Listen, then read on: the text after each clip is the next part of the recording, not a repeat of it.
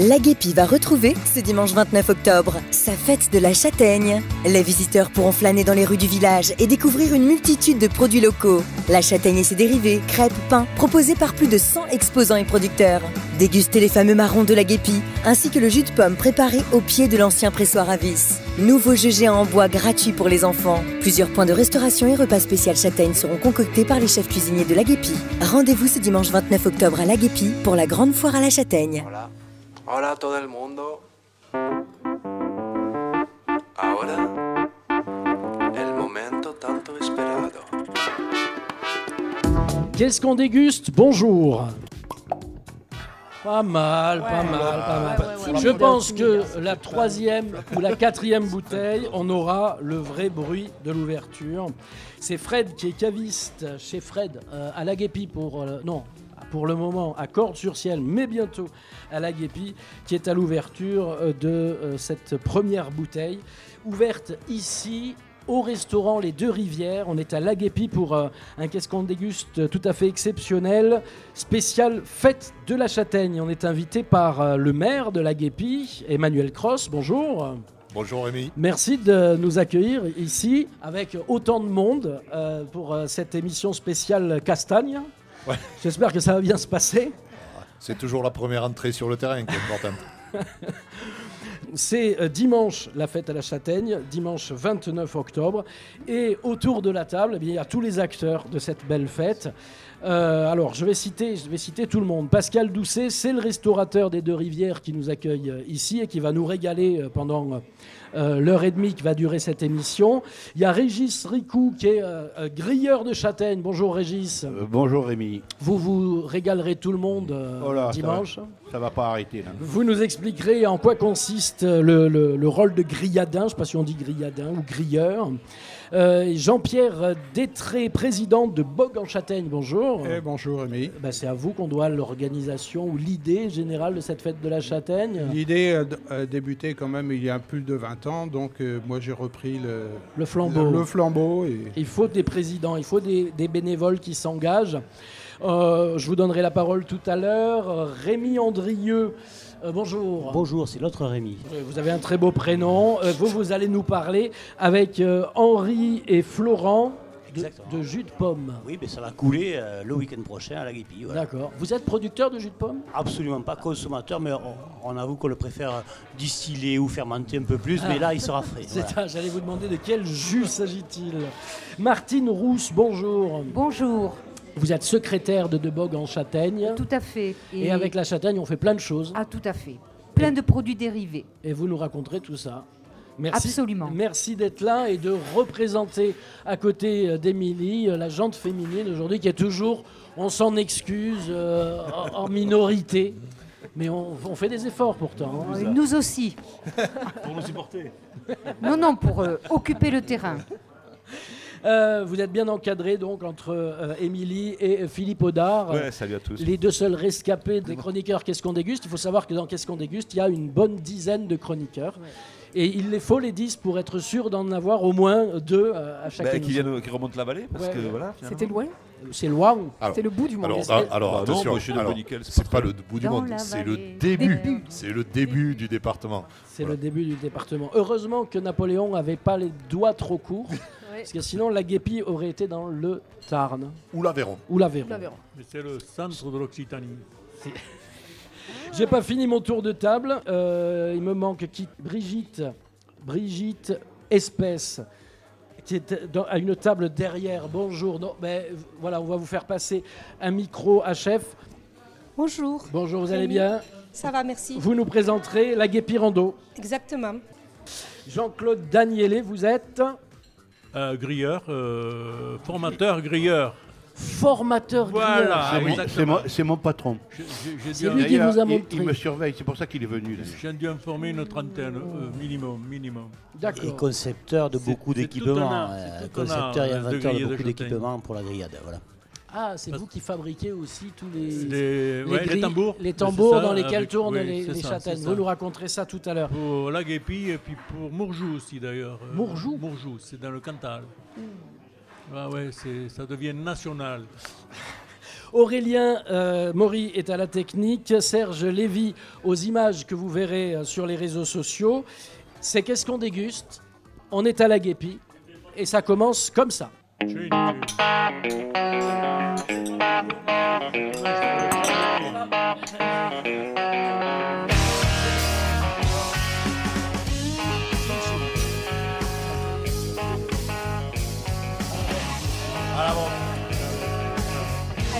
À l'émission. J'ai bien fait de venir, moi. Mère, on m'avait dit, viens, tu verras, c'est bien.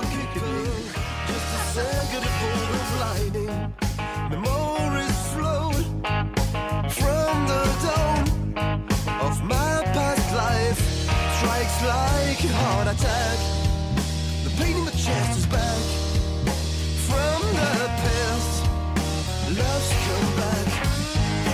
You're no longer the David guy I used to know. I'm no longer sure of which way to go. You're no longer the David guy I used to know. I'm no longer sure of everything I know.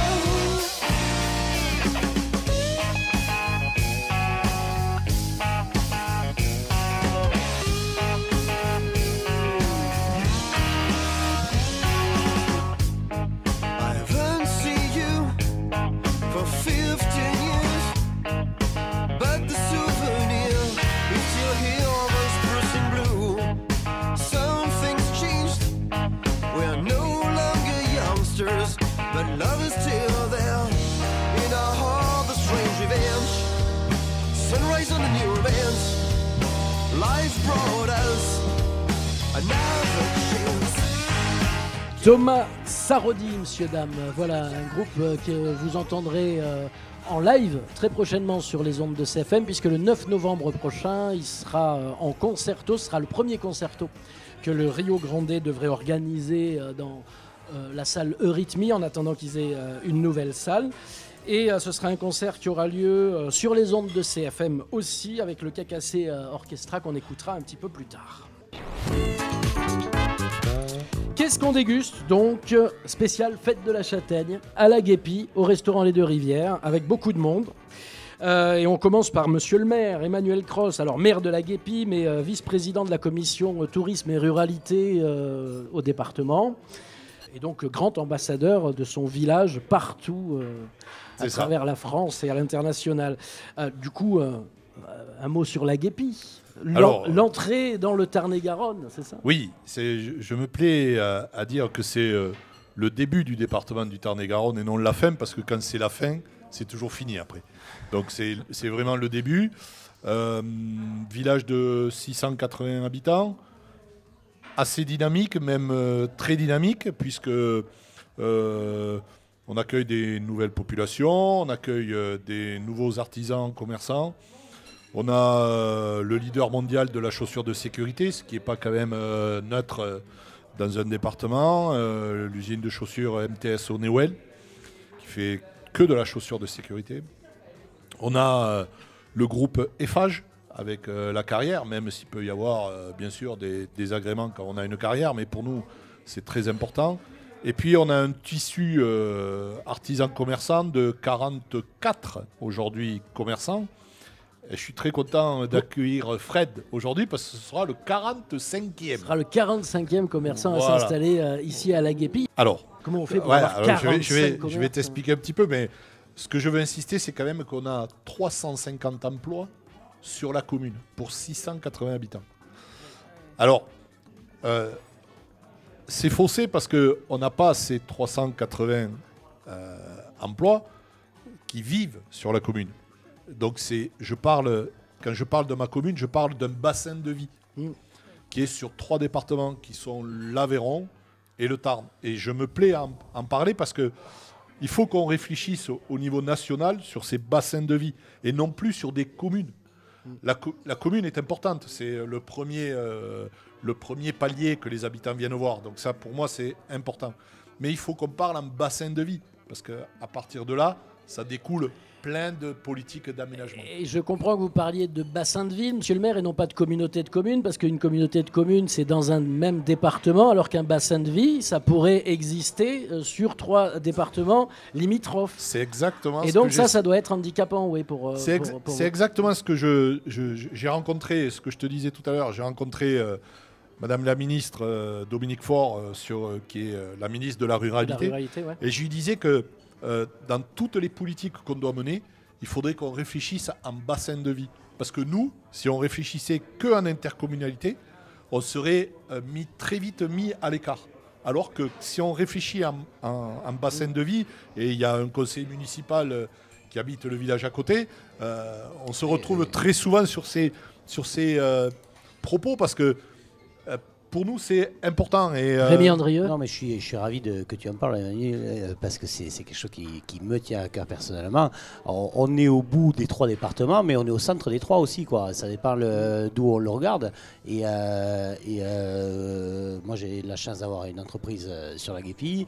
J'ai des collaborateurs qui viennent du Tarn-et-Garonne, et quelques-uns du Tarn-et-Garonne, pas beaucoup finalement, et beaucoup de l'Aveyron. C'est quoi votre entreprise? Une société CICEP, qui est une agence de maîtrise d'œuvre. Voilà. D'accord. Et là-dessus, c'est très très très important. On a des atouts de développement avec une voie ferrée, avec des trains qui passent et qui relient Toulouse 6 fois par jour dans les 2 sens.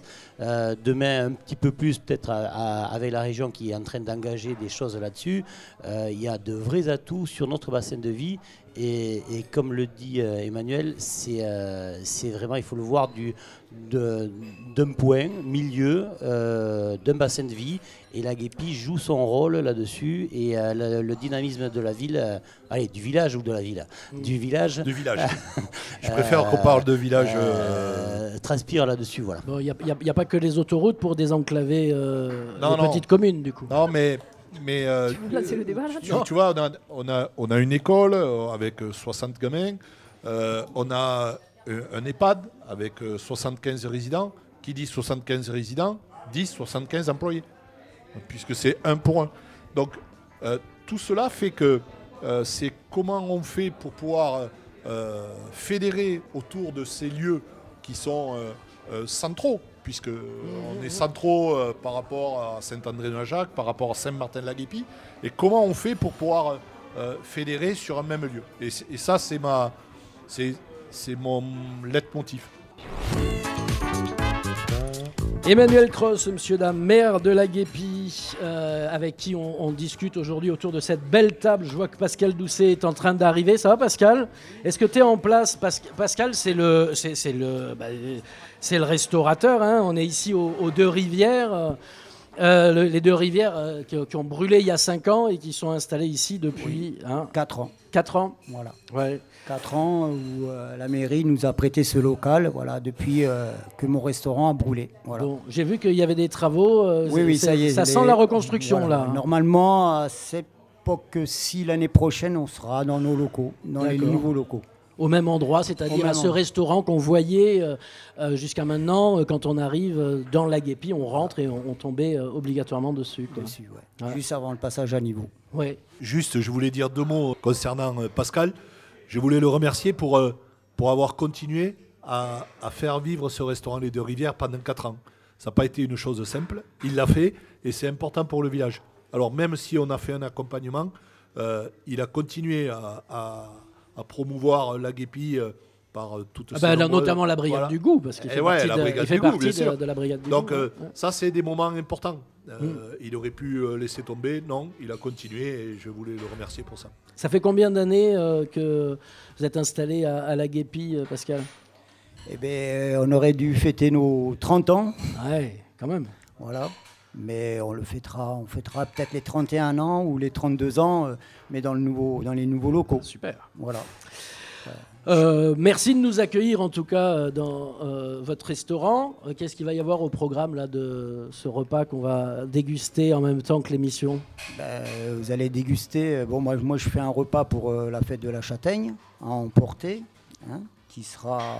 Alors le menu fête de la Châtaigne. Voilà. Il y aura 23 € sans boisson, terrine de canard, figue et châtaigne, longe de porc farci à la châtaigne, poêlée ardéchoise, pommes de terre, bavarois de châtaigne. Voilà. Donc à midi, vous allez déguster la terrine de canard aux figues et châtaignes, avec un chutney de courgettes. D'accord. Et après, en plat principal, bon, malheureusement la longe de porc n'est pas prête encore. Je l'attaquerai que. Oh, il va falloir qu'on se contente de. Voilà, il faut que vous vous contentez que d'un paleron cuit 7 heures ou 20 heures au four en basse température, le fameux. Voilà. On s'en contentera. Voilà, avec la poêlée ardéchoise. Et je vous ai fait le bavarois, mais revisité. Voilà. Bon, pareil, le bavarois n'est pas prêt encore. Je l'attaque vendredi. Et la poêlée ardéchoise, elle est composée de quoi? De marron. De marron. Marron, pleurote, haricots verts, patates, et tout ça revenu dans la graisse de canard. Alors, à table. On va bien manger. D'accord. Alors, vous êtes en cuisine, Pascal Doucet, quand vous êtes ici. Oui. Et en face des clients, il y a qui? Il y a ma compagne, Gisèle, Ouais. voilà, qui m'accompagne depuis 20 ans. Ok, je ne veux pas vous retenir trop longtemps, moi. Voilà. Je vous redonnerai la parole un peu plus tard. Oui, parce que si merci. je vous retiens trop longtemps, nous, on va Oui, on va oui. pas manger. Voilà, je vais vous servir l'entrée. Super. Voilà. Ça marche. Merci. Merci Bonne Pascal. continuation. Ouais, Merci. applaudissez-le parce que lui, quand même, Ouais. je pense que lui, Il y en a qu'un qui bosse. Faut pas qu'il se retarde surtout. Hein. qui se retarde. Qu'est-ce qu'on déguste, monsieur, dame du côté de l'équipe de Qu'est-ce qu'on déguste, c'est Philippe et Émilie. Philippe, peut-être on pourrait commencer par toi, si tu veux bien, puisque tu nous proposes justement de nous parler de la châtaigne. Peut-être une resituation historique, non, je blague. Non, on va parler de la châtaigne qui est à ne pas confondre avec le marron. Quoique quand on se prend une châtaigne, le résultat est le même que de se prendre un marron. Remarquez. Mais la châtaigne, fruit, n'est pas le marron. Alors, pour ne pas se faire marronner, la châtaigne est cloisonnée et le marron est plein dans le bog. Alors, je m'adresse à des spécialistes. Est-ce qu'il y en a quelques-uns qui ont... La châtaigne, elle est cloisonnée dans le bog et le marron, il est plein. Pas complètement. Pas complètement. Mais, minimum 20%. Voilà.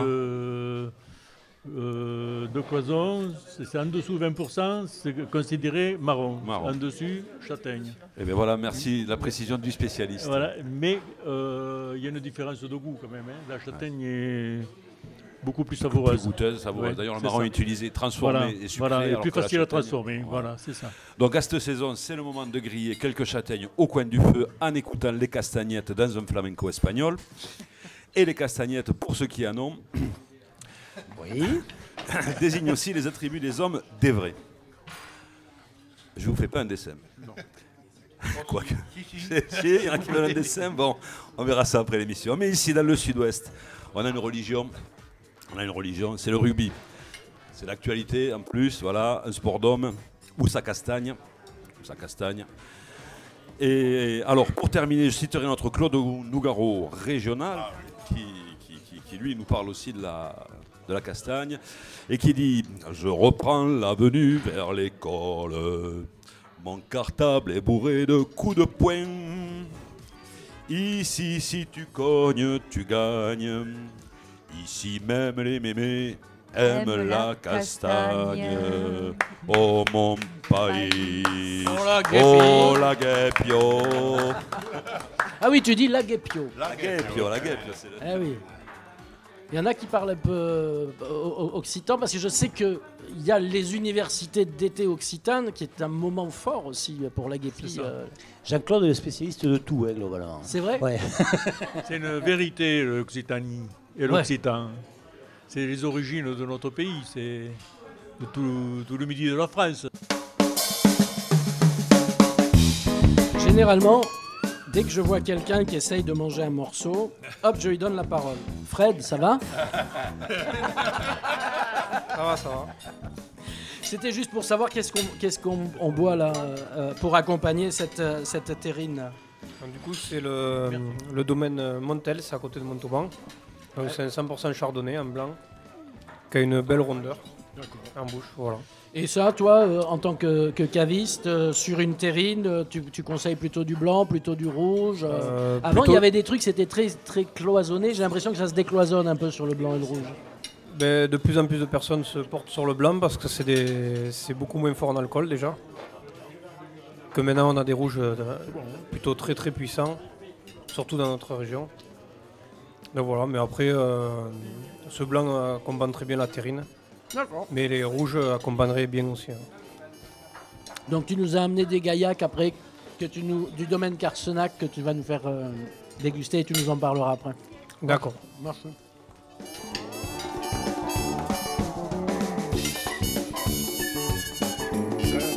Ah, on est pas mal là, non?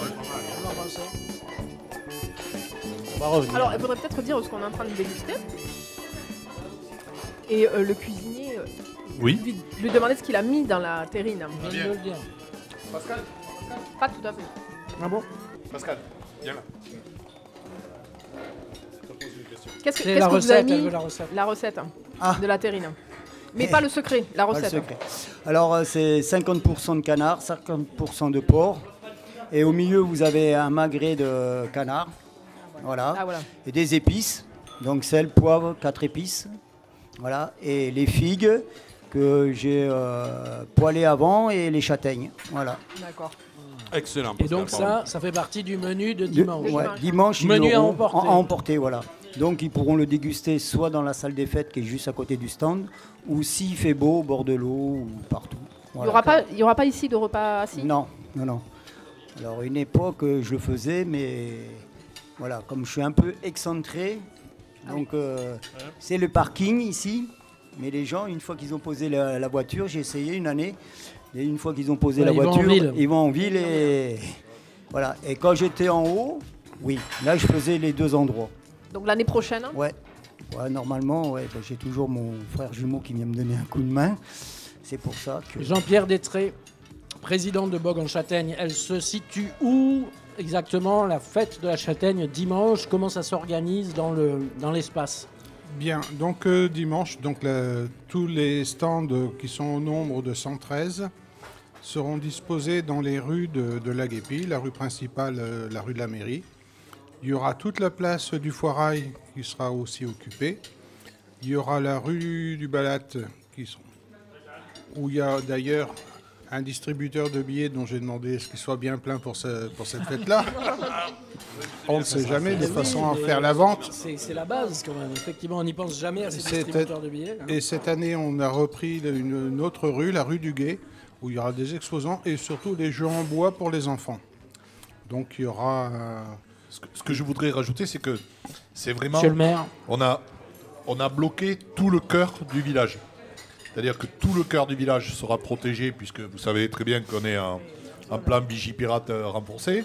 Donc il y aura... tout est fermé et vraiment réservé que à l'espace piéton.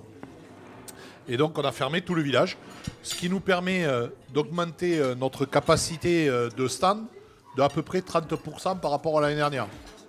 Donc c'est quand même un point positif et assez intéressant puisque chaque année, vu le nombre de personnes, l'année dernière nous sommes arrivés à peu près 14 000 personnes. Ah, quand même. Chaque année, on augmente légèrement et on n'a pas assez de victuailles, de stands. On aura combien de stands alors du coup Oui. cette année Alors, il y aura, cette année, il y a 113 stands d'inscrits, sans compter tous les stands qu'il y aura sous le Foirail, c'est-à-dire il y aura les grilleurs, il y aura pour les jus de pommes, il y aura les crêpes à base de farine de châtaigne, il y aura un stand où seront vendus, et Martine en parlera. Tout à fait. Oui.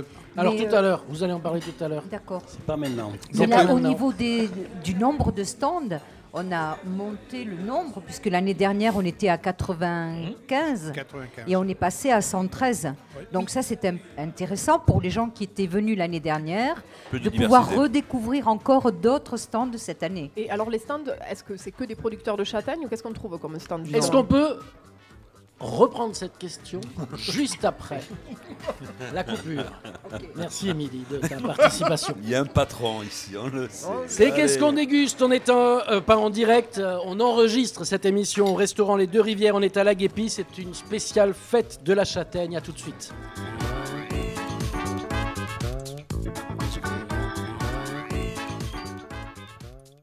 L'Aguépi va retrouver, ce dimanche 29 octobre, sa fête de la châtaigne. Les visiteurs pourront flâner dans les rues du village et découvrir une multitude de produits locaux. La châtaigne et ses dérivés, crêpes, pains, proposés par plus de 100 exposants et producteurs. Dégustez les fameux marrons de l'Aguépi, ainsi que le jus de pomme préparé au pied de l'ancien pressoir à vis. Nouveau jeu géant en bois gratuit pour les enfants. Plusieurs points de restauration et repas spécial châtaigne seront concoctés par les chefs cuisiniers de l'Aguépi. Rendez-vous ce dimanche 29 octobre à l'Aguépi pour la grande foire à la châtaigne. On est bon? Allez. Attention, la bouteille. Ah, alors, est-ce que tu serais pas mieux debout pour faire un vrai clap? Ouais, franchement, tu me dis un plopette, Fred. Plop. Attends, alors je dis, qu'est-ce qu'on déguste? La suite. Paf. Sinon, ça fait un flop.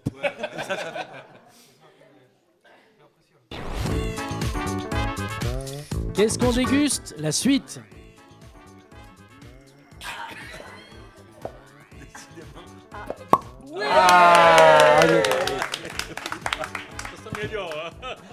Allez, toujours Fred à la manœuvre, Fred Ollier, caviste, actuellement à Cordes-sur-Ciel et bientôt le 45e commerçant de l'Aguépi, puisque c'est à l'Aguépi que nous sommes aujourd'hui pour vous présenter cette émission spéciale Fête de la Châtaigne, à l'invitation d'Emmanuel Cross, maire de l'Aguépi, vice-président de la commission tourisme et ruralité au département. Énormément de monde autour de cette table. Je ne vais pas représenter tout le monde parce que je perdrai du temps.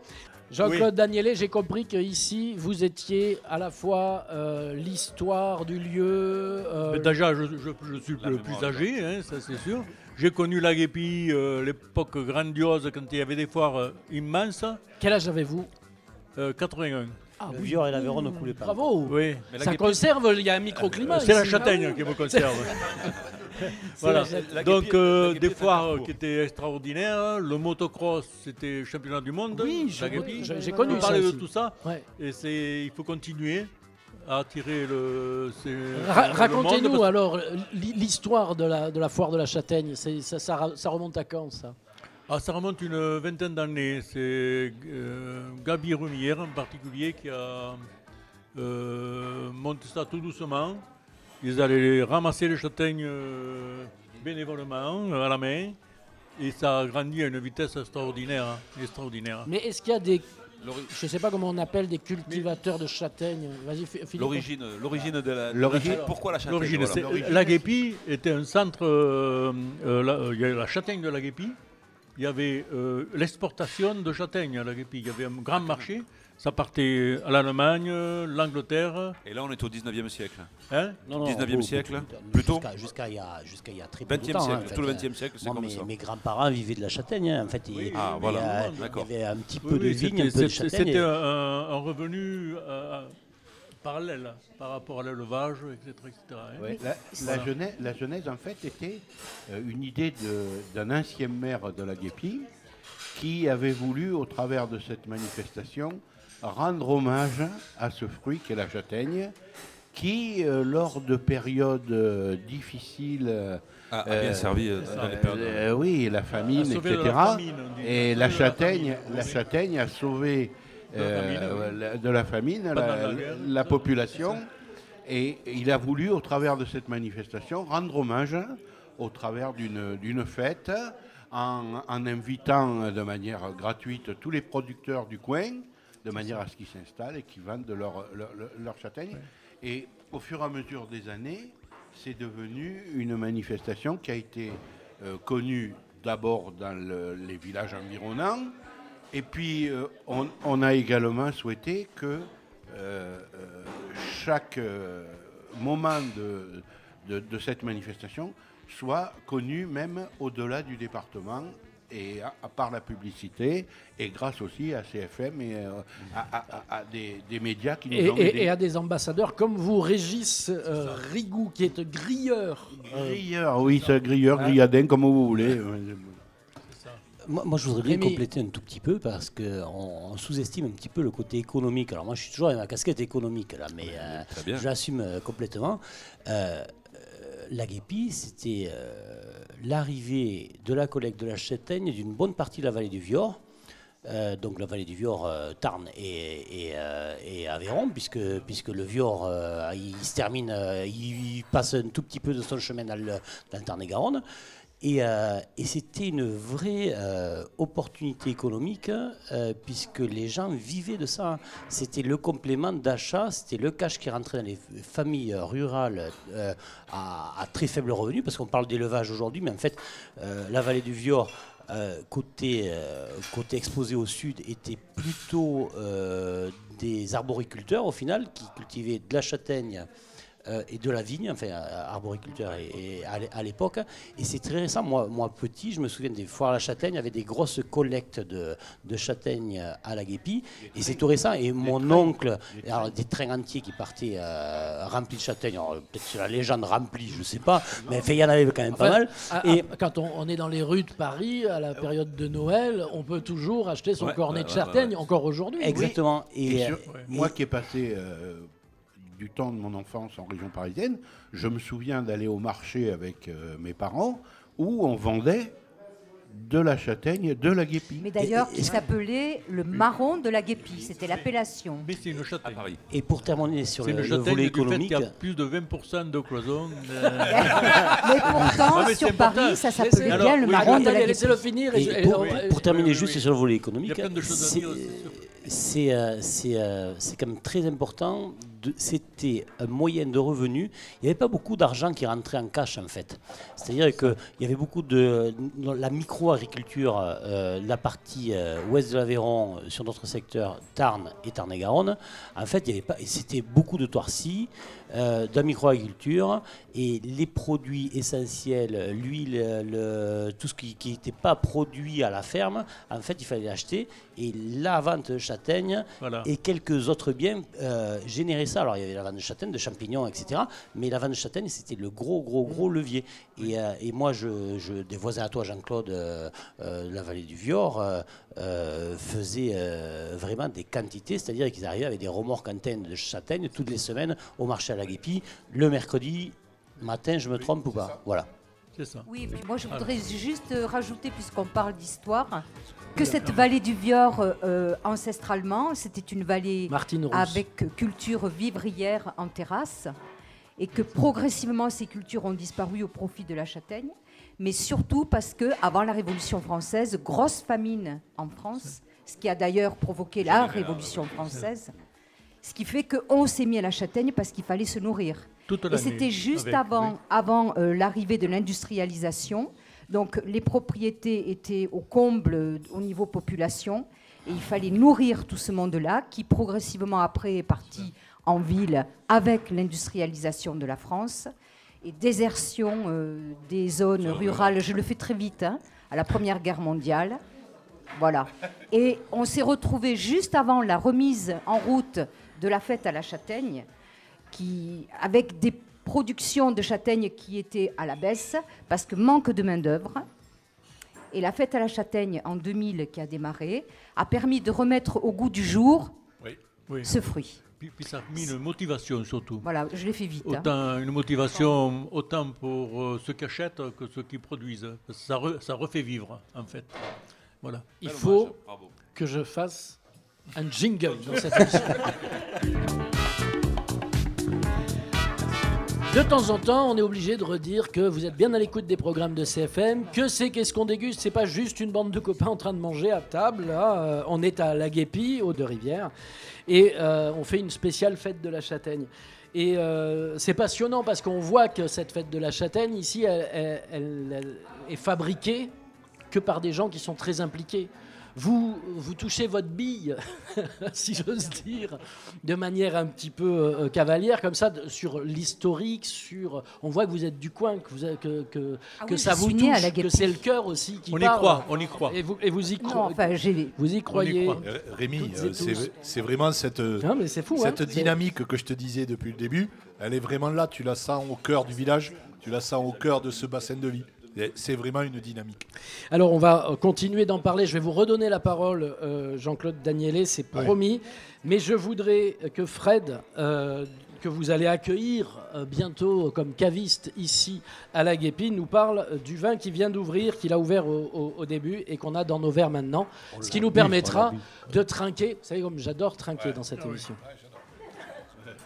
Donc voilà, donc c'est le domaine Carsenac, qui est à Montans, dans le Tarn, à côté de l'île-sur-Tarn. Du coup, là, on est sur la cuvée d'antan, donc c'est un vin rouge avec pas mal de souplesse.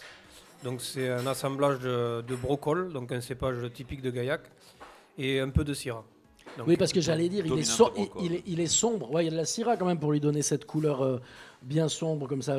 Voilà, même le brocol, le brocol est un cépage très noir. Teinturier. Teinturier, oui. Comme on dit.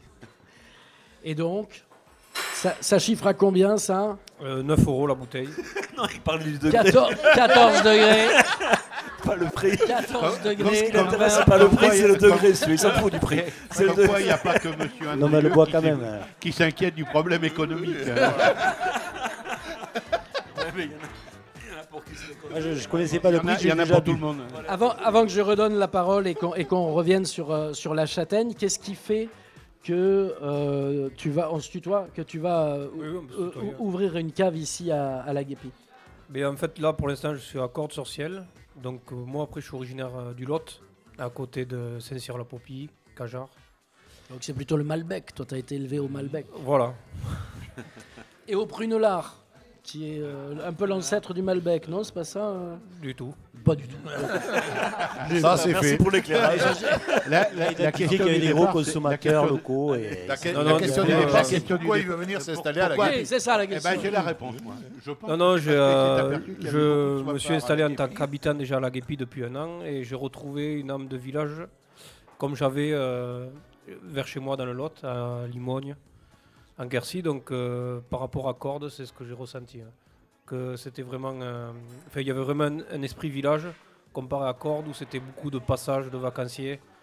Donc il y a moins cet esprit. Donc quand on arrive sur des périodes un peu creuses, ça devient très compliqué.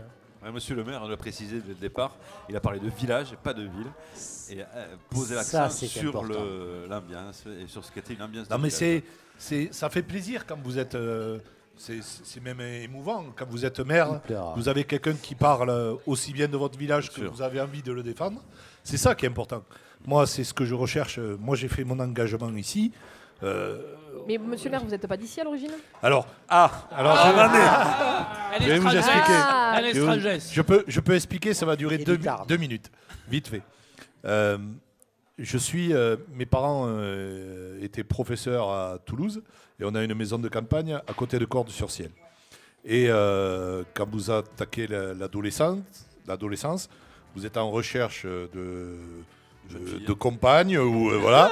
Et donc les filles étaient à la Guépie et les garçons étaient à Cordes. Et donc à mobilette ou en vélo, au départ c'était en vélo. En vélo, il faut vraiment avoir envie de venir jusqu'à la Guépie parce que ça monte et ça descend. Non, en fait, en mobilette, vous en passez deux ou trois mobilettes. Mais non, voilà, j'ai rencontré mon épouse ici à la Guépie et je jouais au football et le maire de l'époque qui s'appelait Marcel Mercadier, à qui je dois tout pour mon engagement et pour plein de choses. C'est sur son lit de mort, il m'a dit ce serait bien qu'un jour tu sois maire. Donc, ah oui, promesse tenue. Promesse tenue, j'ai continué dans cet esprit-là, mais c'est quelqu'un que j'apprécie énormément. Bravo, merci. Allez, quel hommage. On traîne.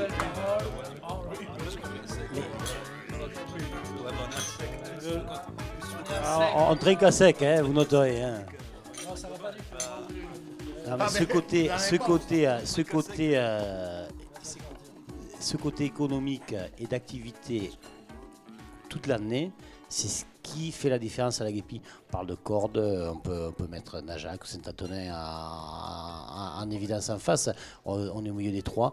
Et l'activité de la Guépie qui est là toute l'année, qui n'est pas axée que sur le tourisme, fait qu'on arrive à vivre, qu'il y a autant de commerces, avec des petits commerces qui arrivent à tirer leur épingle du jeu. par la présence et pas de la présence d'opportunités 2 mois dans l'année, puisque ça, quand même, c'est ce qu'il ne faut pas, en fait, pour faire vivre nos villages. Voilà. Moi, j'ai connu ce village vide. Dans les années 80-90, un village qui était désertifié, vraiment. Ouais. Et on a assisté à une renaissance, allez, il y a 10 ans, 10-20 ans, début des années 2000, en gros. Enfin, oui, je suis d'accord avec vous. Et c'est aussi tout cet engagement des maires successifs. Mais moi, quand j'ai décidé de m'engager pour la mairie, je me suis entouré d'une équipe mais exceptionnelle. Bon, allez, on n'est pas en campagne municipale. Non, mais Rémi, c'est important pour un maire d'avoir une équipe derrière lui qui a envie de faire des choses. Et tu sais, pour tous ces commerçants là qu'on essaye d'installer, on essaye de leur proposer un accompagnement, mais un accompagnement municipal. C'est ça qui est important. Non, mais de toute façon, l'accompagnement que vous avez fait avec Pascal Doucet est remarquable. C'est-à-dire vous l'avez relogé dans un bâtiment municipal. D'ailleurs, c'était quoi ici avant? C'était une base nautique qui aujourd'hui est en fonctionnement partagé. C'est-à-dire qu'il y a Pascal Doucet, mais il y a aussi une association qui est de la Fouillade, qui fait des séjours sportifs et sur lequel on mise énormément et sur lequel on fait un accompagnement. C'est-à-dire qu'aujourd'hui, on a réussi à trouver un terrain d'entente entre le restaurant et cette association pour faire des activités touristiques. Et là, il n'y a pas de limite de département. C'est une association de l'Aveyron qui vient au fil de l'eau, arrive dans le Tarn-et-Garonne, et ça fonctionne et c'est très bien. Voilà. Allez, fini la campagne électorale. Monsieur le maire fait le feu de tout bois. Vous êtes bien sur CFM, c'est Qu'est-ce qu'on déguste, spéciale fête de la châtaigne. On est donc à la Guépie, au restaurant Les Deux Rivières, chez Pascal Doucet, qui est membre de l'association des restaurateurs du Tarn-et-Garonne, mais qu'on n'appelle plus comme ça maintenant, qu'on appelle la Brigade du Goût, et qui nous régale. Il y a eu cette première entrée là de terrine, qui a été admirablement accompagnée d'un vin rouge du domaine de Carsenac que nous a emmené Fred. Vas-y Fred, n'hésite pas à en ouvrir une autre, parce que j'ai l'impression qu'ils ont soif autour de cette table. Et on parle donc de cette fête de la châtaigne. Et je voudrais redonner la parole à Jean-Claude Daniélé. Parce que si j'ai bien compris, vous êtes aussi donc le formateur des grilleurs, et c'est vous qui avez aussi fabriqué. Oula, il y a quelque chose de terrible qui arrive. Oui, c'est ça. Très bien, ouais. Donc racontez-nous un peu. Vous avez fabriqué ces cages pour griller le tambour. C'est ça. Bravo. Bravo là. Là, vous avez vu, à la troisième bouteille, il y a... C'est extraordinaire. À la 10e, on est au top. Le progrès qu'il a effectué. C'est de la synchro, ça. Alors, oui, mon métier était formateur d'origine, donc ça m'est facile de transmettre. Ensuite, il faudrait quand même qu'on parle un peu de la châtaigne, du châtaignier aussi, qui est d'Asie, bien entendu, qui a été importé par les Grecs, entre autres, et qui a pris beaucoup d'ampleur dans le midi de la France, parce qu'il ne sait plus, dans les terrains acides. Il ne faut pas oublier, c'est des terrains acides, c'est pour ça qu'ils poussent dans la vallée du Lion. Donc la Guépie, disons qu'un châtaignier, c'est plus qui s'est sélectionné tout seul, c'est la châtaigne de la Guépie, c'est un châtaignier particulier. C'est une variété, la châtaigne de la Guépie, un peu comme le melon charentais. Connu. C'est une variété. Connue dans tout le sud-ouest. D'accord. On ne peut pas dire de la France, mais bon, je ne veux pas exagérer, mais c'est tout le sud-ouest, connu. Qu'est-ce que je peux dire de plus?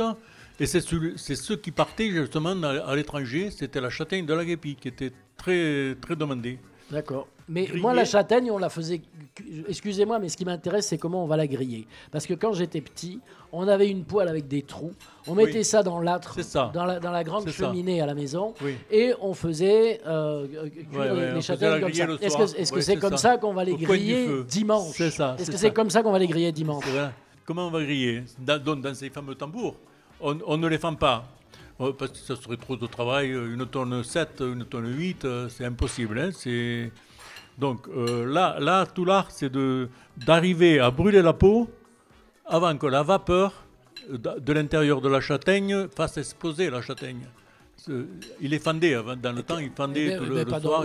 Justement pour pas que ça explose. Ouais. Donc c'est bien visuel, c'est visuel. On voit que la châtaigne craquelle. Là, on peut commencer à la cuire, il n'y a plus de problème. Si on est trop rapide, qu'on veut cuire avant ça, il ne reste plus rien dans le tambour. Tout ça explose et toute la châtaigne s'envole. Et donc c'est technique. on peut Déjà, en il y a parler, le visuel, quoi. Hein Monsieur le grilleur. Alors, on va commencer par Régis. les laver, les châtaignes. Les plonger dans l'eau.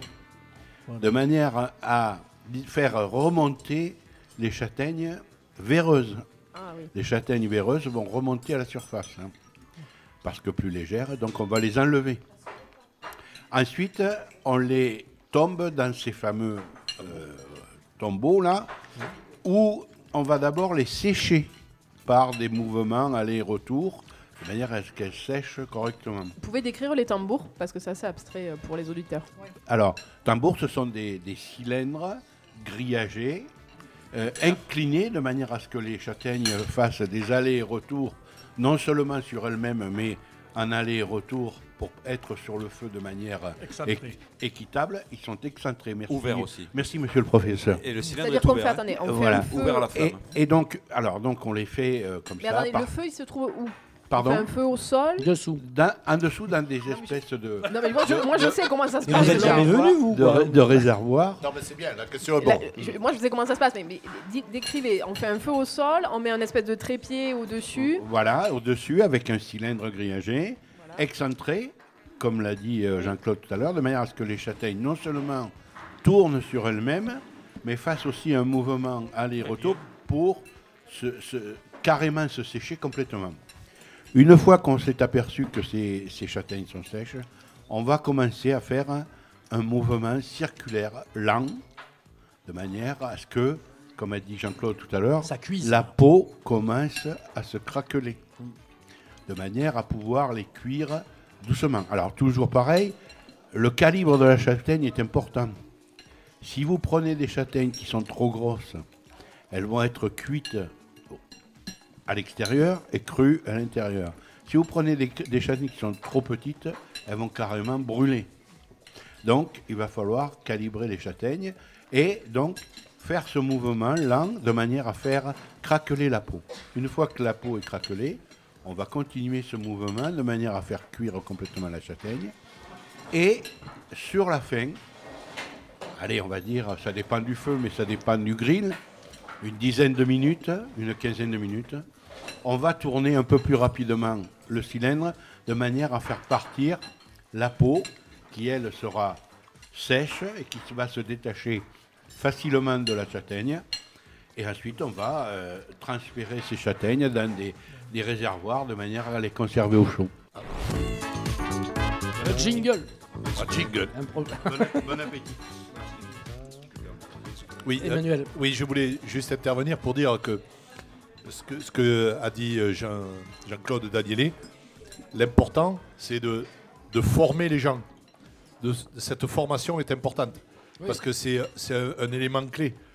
Ils sont une dizaine de grilleurs, et si tu viens à la fête de la châtaigne, tu verras le nombre de personnes qui regardent la façon dont tout est mis en œuvre, parce que c'est vraiment technique. Ah, c'est vraiment une technique. Et un savoir-faire. Et un savoir-faire. Et voilà. Et ça, cette façon de former, ils sont pas nombreux. Et on a un doyen. Voilà. Je pense que, je ne veux pas être vaniteux, mais nous sommes les seuls en France à faire comme ça. Bien. Voilà. Ça c'est dit. C'est toujours bon. C'est toujours bon de se faire plaisir. En fait, la particularité, c'est que finalement, en tournant, la peau de la châtaigne s'en va. Ouais. Ce qui n'est pas forcément fait dans les autres. Il y a un choix de châtaigne quand même, parce que certaines variétés, le temps qu'on appelle est très tenace, il s'incruste, c'est beaucoup plus difficile. Oui.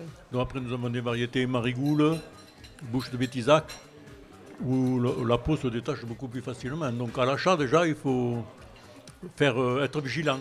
Et alors, je demande pour moi, mais parce que je vais planter des châtaigniers chez moi pour pouvoir les manger.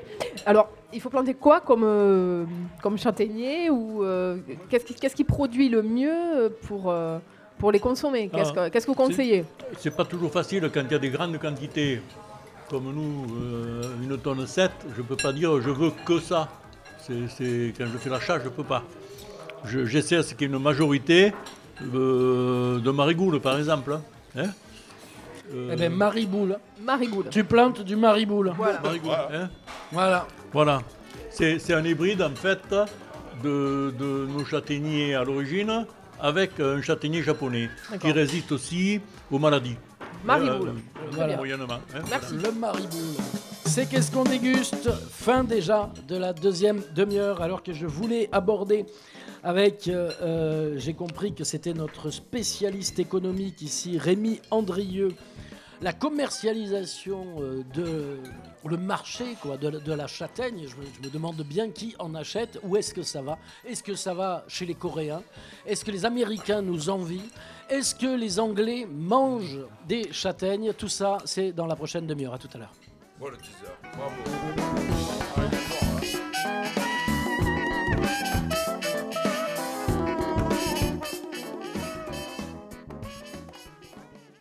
La Guépie va retrouver, ce dimanche 29 octobre, sa fête de la châtaigne. Les visiteurs pourront flâner dans les rues du village et découvrir une multitude de produits locaux. La châtaigne et ses dérivés, crêpes, pains, proposés par plus de 100 exposants et producteurs. Dégustez les fameux marrons de la Guépie, ainsi que le jus de pomme préparé au pied de l'ancien pressoir à vis. Nouveau jeu géant en bois gratuit pour les enfants. Plusieurs points de restauration et repas spécial châtaigne seront concoctés par les chefs cuisiniers de la Guépie. Rendez-vous ce dimanche 29 octobre à la Guépie pour la grande foire à la châtaigne. Allez, attends, celui-là, il faudra l'ouvrir. Ah ben si, c'est là, en fait. Je suis bête. Oui, t'as raison.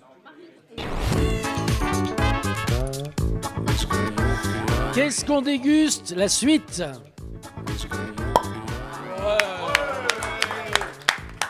Troisième partie de ce Qu'est-ce qu'on déguste spécial fête de la châtaigne ici à la Guépie au restaurant Les Deux Rivières avec Pascal Doucet qui nous régale avec ce plat là que moi je suis en train de finir. Il m'en reste encore un peu mais il y en a vraiment plus beaucoup. Pascal, raconte-nous un petit peu cette cuisson basse température de ce paleron là. Ouais. Bah, c'est une cuisson basse température donc on le cuit toute la nuit. Maintenant, avec les fours modernes qu'on a, hein, on les met à 65, 70 degrés et il cuit toute la nuit, tranquillement. Et ça s'appelle de la basse température. Ça apporte quoi? De la tendreté? La tendreté, de la tendresse, c'est moelleux, ouais. Ça reste dans son jus, on ne le dessèche pas. Ouais, bon, ça refait à peu près le même système des cocottes anciennes en fonte de nos grands-mères. Hein. Pour nous, on appelle ça maintenant le paleron confit ou paleron de 7 heures. Mais c'est le fameux bœuf carotte de nos grands-mères. Hein. Voilà, à la cocotte. Et voilà, c'est coufiné. Voilà. Et bien sûr, il y a des châtaignes. Et voilà, après, vous avez une petite garniture de pleurotes, châtaignes, pommes de terre, haricots verts et cuit dans la graisse de canard. Voilà, tout revenu dans la graisse de canard. Ça fait tout la graisse de canard. C'est bon pour le régime. Bah oui. Non, mais la graisse de canard, c'est une bonne graisse, hein, vous savez.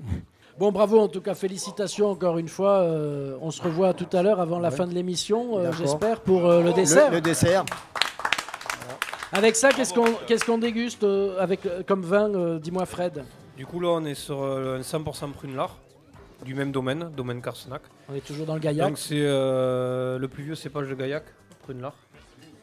Donc sa particularité, un petit goût de pruneau, fruits rouges et un petit côté poivré en fin de bouche.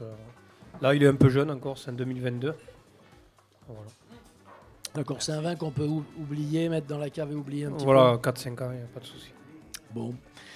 Quand est-ce que tu t'installes ici avec ta cave à la Guépie? Donc pour l'instant, je suis à Cordes-sur-Ciel jusqu'à septembre prochain. Et pour la Guépie, ça serait début septembre prochain. Donc ça serait cave à vin et bar à vin en même temps. Donc ça, je pourrais proposer de pouvoir vendre du vin et de la bière artisanale. Vous en avez beaucoup des brasseries artisanales dans le coin là, à la Guépie?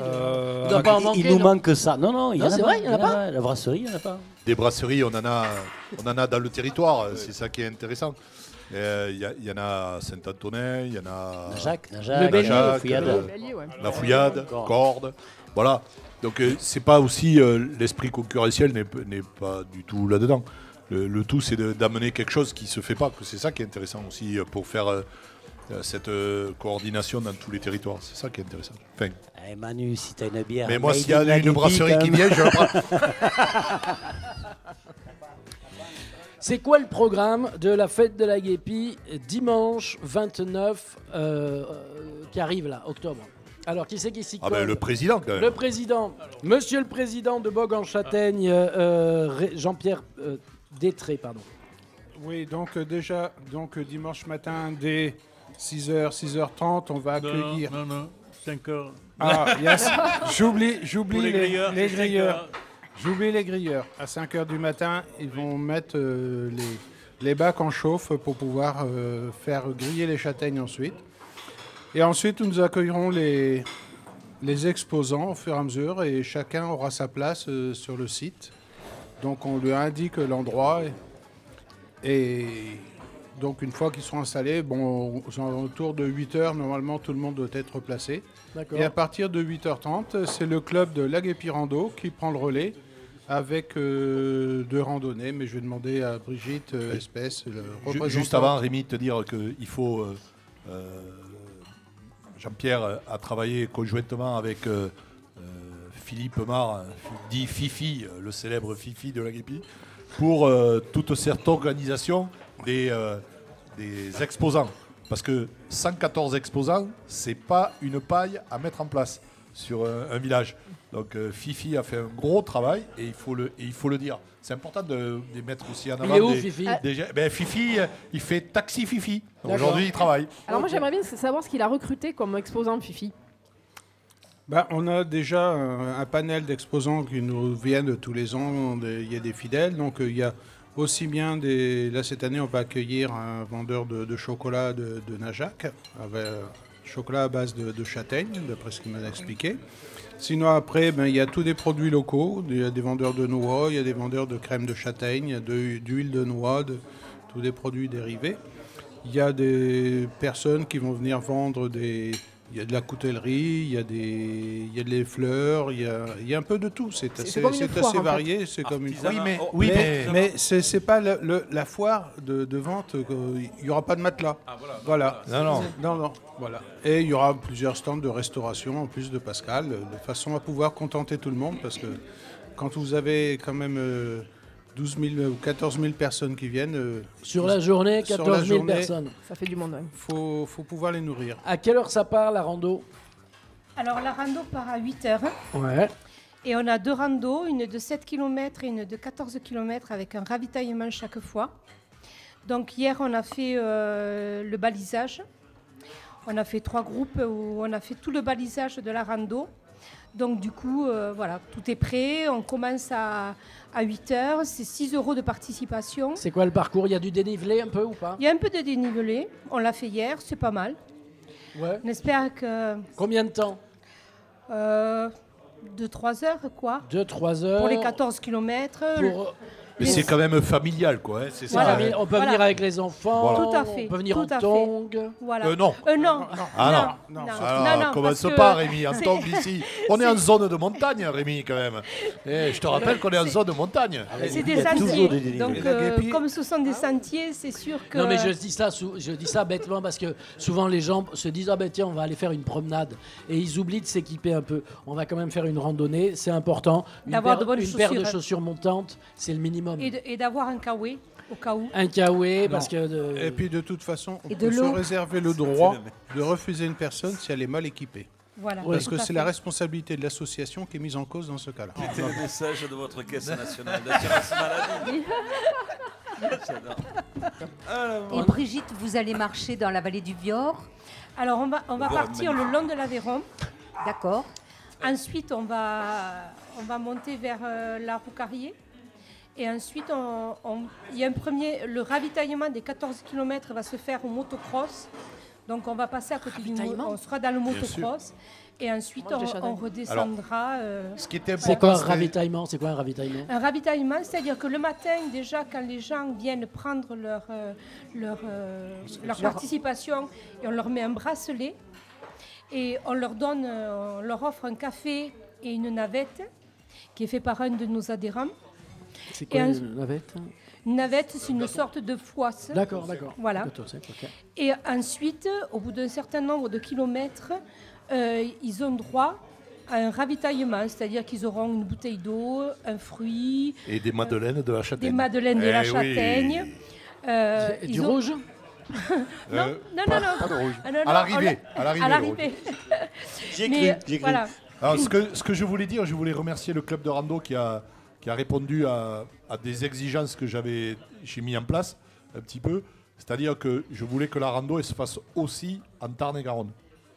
Qu'elle se fasse un peu dans le Tarn, mais aussi en Tarn-et-Garonne, parce qu'on est quand même, la Guépie, c'est un village du Tarn-et-Garonne, et qu'elle passe par des lieux emblématiques. Et je les félicite parce qu'ils passent par le motocross. Et le motocross, ça a une histoire pour nous, pour la commune.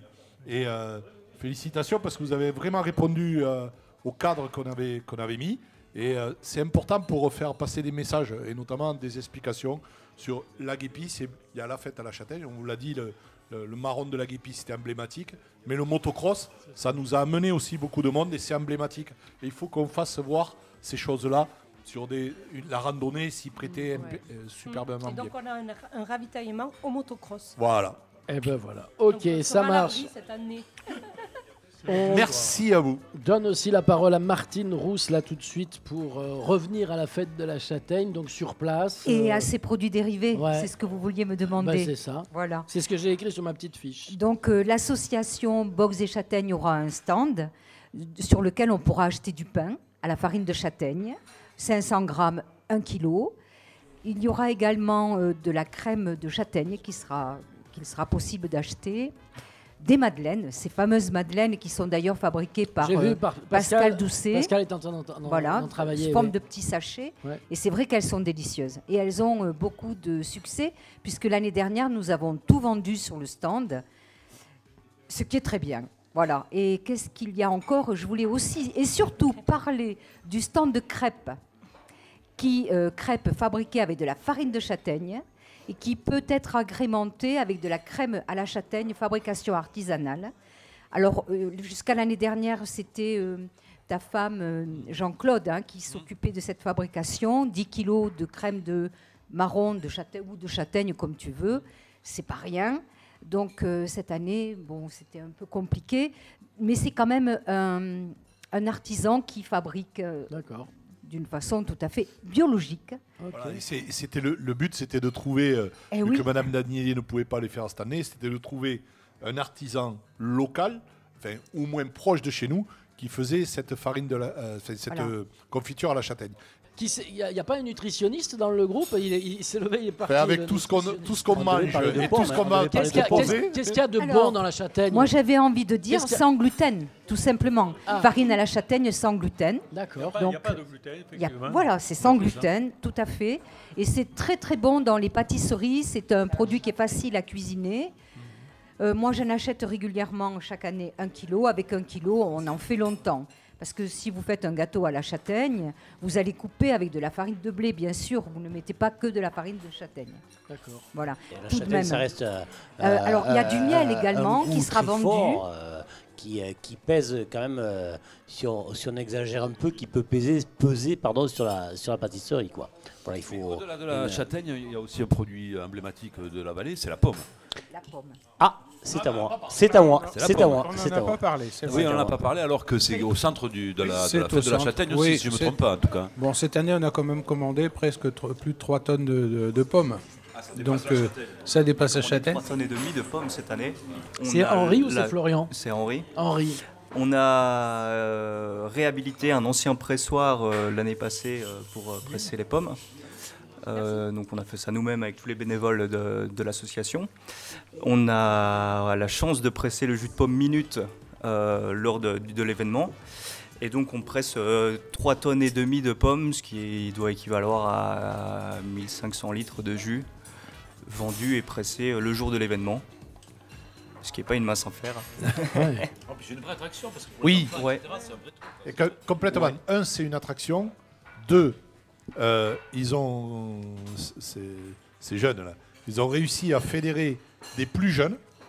Donc l'ancienne équipe on avait fait une commission d'élus jeunes et ils sont venus les aider pour broyer les pommes dans un premier temps et puis pour se familiariser au pressoir. Et ça aussi, c'est la transmission. C'est toute cette transmission et cette façon de faire qui est importante pour notre village. Parce que pour faire perdurer cette fête à la châtaigne, il ne faut pas regarder à l'instant présent. Il faut regarder sur 10-15 ans comment on va faire. Et entre Danielé qui lui expliquent comment on grille les châtaignes. Eux qui font avec le pressoir, qui expliquent aux jeunes, il faut faire comme ça, il faut d'abord les broyer, et puis après on les fait ça. Donc ça c'est important, il peut en parler, c'est ça qui est bien. Ouais, donc le samedi midi, on commence à broyer tout ce qui est pommes. Donc c'est des pommes qu'on récupère dans un verger aux alentours à Tessonnières exactement, qu'on va chercher jeudi. Et donc c'est des pommes de seconde classe qui ne sont pas utilisées dans le commerce et que nous on récupère pour pouvoir faire ce jus. Qu'on fait samedi, qu'on broie toutes ces pommes. Après ça, dimanche, dès 7h, on a la chance de pouvoir arriver à 7h et pas à 5h du matin, nous. On peut, on commence à presser ce jus avec notre nouveau pressoir. Et voilà. Alors, ce pressoir a une histoire, c'est-à-dire qu'il était... C'est grâce à M. Daniel qu'on l'a récupéré. Il était à La Fouillade, c'est-à-dire sa proximité, dans le passé. Et il était parti à la Bastide de Lévis. Et il a pris sa retraite là-bas. Et je l'ai récupéré là-bas. Et il est revenu à la Guépie, c'est-à-dire à l'origine pratiquement de son départ. C'est bon, c'est voilà. Voilà, une belle aventure encore. Il est venu finir sa vie ici. Vous le verrez ce dimanche à la Guépie, Pascal. Pascal Doucet, donc restaurateur, je le dis pour les auditeurs. Et Gisèle, son épouse. Et Gisèle, son épouse, qui nous sert depuis le début pour ce dessert. Là, on est au dessert maintenant. Oui.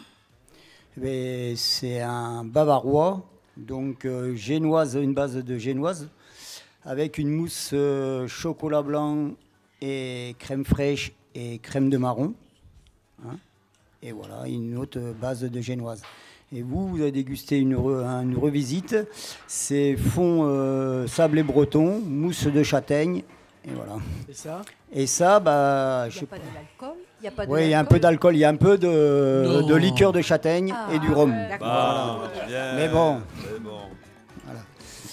C'est le secret en fait. Et après. Et Madeleine. Alors non, ça c'est les castagnous. Ah oui. C'est les castagnous. Donc vous en aurez. C'est les castagnous que j'ai. Ça fait une vingtaine d'années que. Quand je suis arrivé à la Guépie, on m'a dit bon, c'est un pays de châtaigne et tout, donc j'ai voulu faire. Voilà, un biscuit à base de farine de châtaigne. Donc j'ai pris c'est ton invention. Voilà, ouais, j'ai pris une base de recette à la Madeleine, et que j'ai fait avec, voilà, je l'ai transformé avec de la farine de châtaigne, d'autres ingrédients, du miel de châtaigne, voilà. Et vous allez les retrouver en vente au stand de Bogue-la-Châtaigne. Voilà, j'en fais 300 paquets, voilà, et il y en aura aussi à déguster à la rando, au ravitaillement, que je fais 300 grosses madeleines par contre. On va se régaler. Voilà. J'ai vu ça en cuisine tout à l'heure. Je vous les recommande. Oui. Jingle, présentation du vin, et puis je ne sais pas quelle heure il est, mais on approche de la fin, non?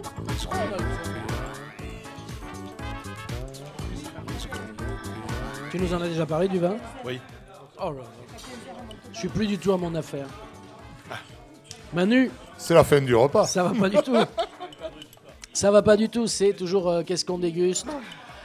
À la Guépie, donc la fête de la châtaigne, c'est dimanche. Vous, votre rôle, vous êtes sur le stand Moi, je vends les châtaignes grillées et j'arriverai à 8h. Martine. Voilà, puisque dès 8h, on a déjà des clients, entre guillemets, des gens qui viennent déguster dès le matin. Mais s'il en faut passer 15 000 dans la journée, il y a intérêt à ce que les premiers arrivent tôt. Ça ne désemplit pas. On ne lève pas le nez, on vend non-stop toute la journée. C'est un vrai succès, ça, quand même. Complètement. Il n'y a pas une minute de... Ouais. Combien vous êtes de bénévoles en tout et alors bénévoles ou plus qui s'occupent de la fête tout au long de la journée? Je parlerai des grilleurs. Nous sommes une douzaine de grilleurs. Et de vendeurs, il y en a 6 en principe. C'est un peu juste. Il faudrait 2 de plus. Ah, mais non, mais c'est un appel, on appelle bénévole. Hein, ça. Oui. Mais je crois qu'on est 80. Comment vous gérez les parkings? Il y a des bénévoles pour gérer les parkings. Je vais en parler sur l'organisation, mais Je crois il y a 80 bénévoles, à peu près, Jean-Pierre. oui, à peu près 80 bénévoles qui se répartissent sur l'organisation et sur la vente, la tenue des stands. Encore un grand hommage aux bénévoles est toujours. Oui, mais c'est toujours bénévole. hein. Pour une commune, le bénévolat, les associations et le bénévolat, c'est quelque chose d'important. C'est l'élément moteur d'une commune, toutes ces associations. Ah ben nous, on a la fête de la saucisse à Bruniquet. Et ouais. J'en profite pour le dire. Oui, mais ça, et ça, les bénévoles, ça n'existe pas. Et complètement. Et concernant l'organisation, nous avons plusieurs parkings. Alors cette année, on a essayé de se structurer un petit peu. Et on a 8 parkings qui seront fléchés. Parce que c'était un petit peu le reproche qui était sur l'organisation de la fête de la Châtaigne. Quand tu reçois à peu près 8000 voitures, tu ne sais pas où les mettre. Donc ça se gare jusqu'à la carrière, un peu n'importe comment. Donc on a essayé d'organiser les parkings. Mais c'est pas sûr que ce soit mieux. Hein. Voilà, Joyeux bordel, quoi. Ouais, voilà. Donc on a travaillé beaucoup avec la gendarmerie, avec la préfecture. Depuis cette semaine, je les reçois. Ça va faire 3 fois que je reçois la gendarmerie, avec lequel on a de très bons contacts et avec lequel ça s'organise très très bien. Donc ça, je voulais le dire aussi parce que c'est des éléments importants. J'ai eu la préfecture pour l'organisation. Enfin, voilà, tout se passe relativement bien, quoi. Mais je crois qu'il va y avoir aussi un parking dédié spécialement aux motos. C'est important de le préciser. Oui, il y a un parking spécialement dédié pour les motocyclistes. Bienvenue à nos amis motards. Ouais, mais et des mobilettes sur la fête. Alors, cette année... Surtout, ça lui tient à cœur, la mobilette. Rappelle-toi ce que vous racontez. Ouais, il s'est marié grâce à sa mobilette. Il ne faut pas l'oublier. Non, mais il y a une association de... Voilà, c'est quelqu'un qui a voulu monter une association sur les mobilettes. Et maintenant, nous sommes une quarantaine d'adhérents. Et il y a 40 mobilettes et scooters. Et donc, on fait des balades. Enfin, on aura l'occasion d'en reparler, je pense. Mais ça fait partie aussi de cette dynamique dans le village. Il nous reste quoi? Oh, 2 minutes, on va déborder, Aurélien. On va déborder parce que je voudrais donner la parole à Marco et je suis pas sûr qu'ils veulent la prendre. Ça va, Marco? Moi, j'ai rien à dire. Moi. Marco, l'homme à tout faire. Marco, c'est le spécialiste des alimentations électriques pour les stands. Ouais. C'est le mec qui court partout, Et qui fait du câblage et tout. Le truc le plus fou que tu as eu à faire sur Marco, sur les anciennes foires fêtes à la Châtaigne qu'il y a eu ici. Un truc un peu dingue. On t'a appelé, on t'a dit tiens Marco, on a vraiment besoin de toi parce que qu'ils n'ont pas de courant. Donc, je leur ai fait tous les branchements, voilà, c'est tout. C'est le mec branché, quoi. Voilà, c'est notre MacGyver. Oui, c'est le MacGyver. Ah, mais c'est complètement, c'est ça, c'est le MacGyver de la commune. C'est la personne aux ressources, tu l'appelles n'importe quand, il est là. Mais tu sais pas qu'il est là, mais il est là. Voilà. Il a un chouette t-shirt en même temps. Hein. Il aime la guépie. Hein, I love la guépie. On en a plein de t-shirts comme ça. Hein. Et donc il y aura c'est sur le stand des produits dérivés. Alors, tout à fait, parce que j'ai pas eu le temps de terminer mon stand. Mais cette année, exceptionnellement, et c'est la première année que ça va se produire, on va pouvoir vendre des t-shirts au label de la guépie.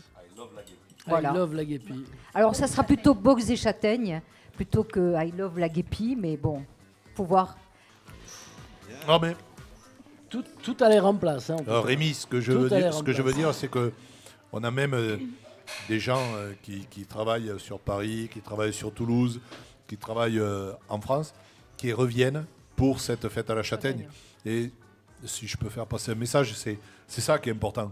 C'est qu'ils s'approprient, grâce à tous ces bénévoles qui sont autour de la table aujourd'hui, ils se sont appropriés cette fête à la Châtaigne et c'est eux qui la vendent le mieux. Ils la vendent le mieux à Paris, ils la vendent le mieux à Toulouse, et c'est pour ça qu'on a un tel succès. C'est parce que le bouche à oreille, pour moi, c'est la meilleure publicité. Alors, CFM Radio fait partie de cette publicité. Mais pour ceux qui viennent de loin, d'ailleurs, il y a un volet qu'on n'a pas, qui est aussi économique, mais qui est sur où est-ce qu'on dort quand on vient à la guépie, si on veut boire un coup et qu'on veut pas trop repartir. Il y a des gîtes, il y a des hôtels, il y a de l'hôtellerie. Tout est plein, Rémi. Oui. Voilà, l'aire de camping-car, tout est réservé. Il y a une aire de camping-car. Oui, on a fait une aire de grâce à Marco. D'accord. Grâce à Marco, là. C'est encore Marco qui a fait l'aire de camping-car. On a une aire de camping-car. On a des gîtes. Ouais. On a des maisons d'hôtes. On a le camping. Le camping. Le camping est ouvert pour oui, dimanche. bien sûr. Ouais. Et ils vont faire à manger aussi. Ils vont faire à manger parce qu'il n'y aura peut-être pas assez à manger sur la fête. Donc, ils vont faire aussi à manger. Le camping est plein. Donc, ça donne quand même des indications. Ça donne des indications. Ça veut dire que on sent qu'il va y avoir un peu de monde.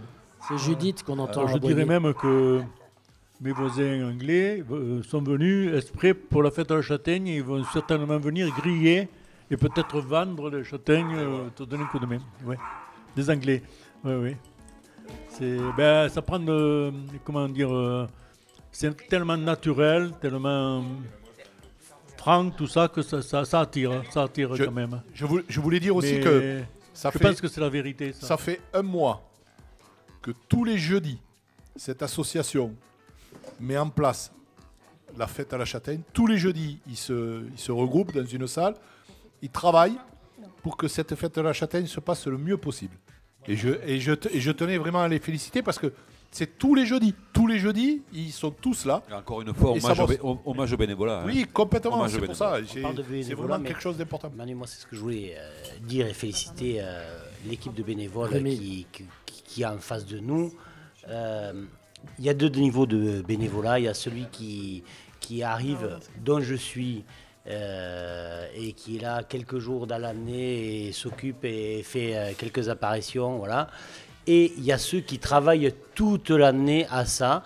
Et ça, ça paye un jour, c'est beaucoup de pression pour eux, c'est parce qu'il y a toute une mise en place là-dessus, il y a plein de choses qui se passent ce jour-là. Alors c'est la fatigue, c'est la pression, il y a plein de choses.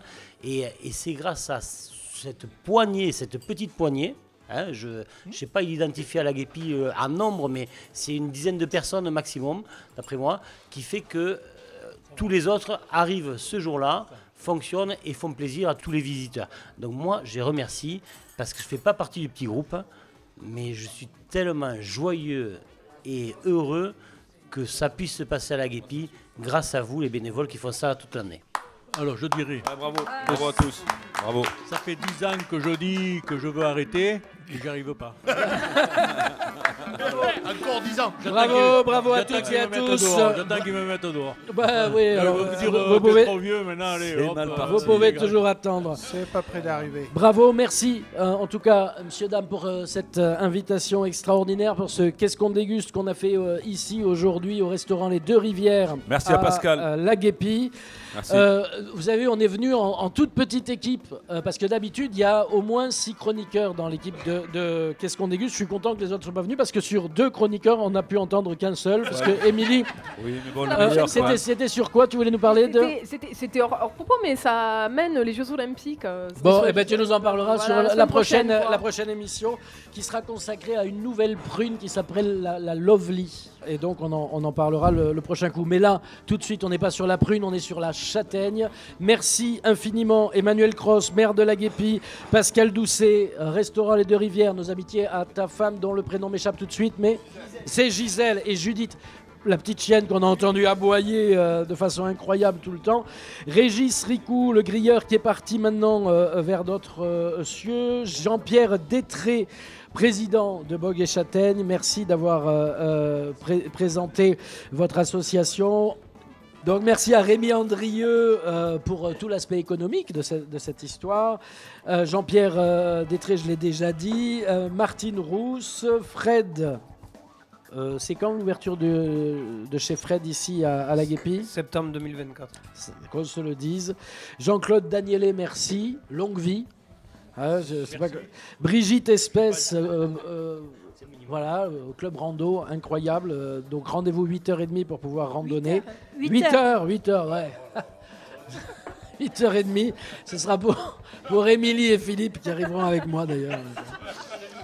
Et Marco, l'homme à tout faire, qui était derrière. Aurélien était à la technique. Serge Lévy aux images pour ce que vous verrez sur les internets. Merci infiniment. Merci Rémi. Merci Rémi. Chantier. Chantier.